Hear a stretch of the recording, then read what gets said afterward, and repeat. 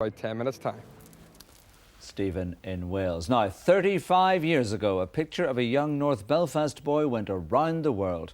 13-year-old Anthony O'Shaughnessy was photographed leaving his home at the height of the Troubles. The photograph was then used on the front cover of Dexys' Midnight Runner's first album, which sold millions of copies. And now the image of that frightened little boy is on display again. The original poster used to advertise the album is on display in an art gallery in London. Our correspondent there, Ruth MacDonald, reports. As Belfast burned, the terror and the devastation suffered by so many families was caught on camera. And years later, the face of one haunted little boy, clutching all his worldly goods, looks down from the wall of a London gallery. I certainly remember when the album came out, and because there was no indication on the cover as to what the significance of it really was, it just seemed a very poignant image of a lost young boy, a lost soul in a crowd. That little boy is all grown up now, and the days of the Troubles are well behind him.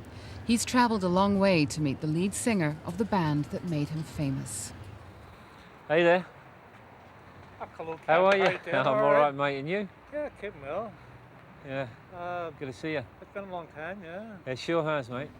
The last time these two met was in 1980 at a Dexys concert in Belfast. Back then, Anthony's face had gone all around the world on the front of the band's first album cover. And I didn't even know where I was going to sleep that night, to be honest, Kevin. Where did you sleep that night? For the first time, Anthony brings Kevin Rowland back to the day the picture was taken.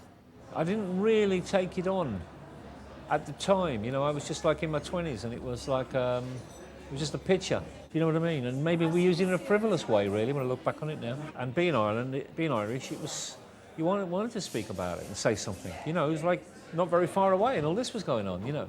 It all seems like a lifetime ago now for Kevin and for Anthony, two very different people bound together by a photograph. Ruth MacDonald, BBC Newsline, Brighton.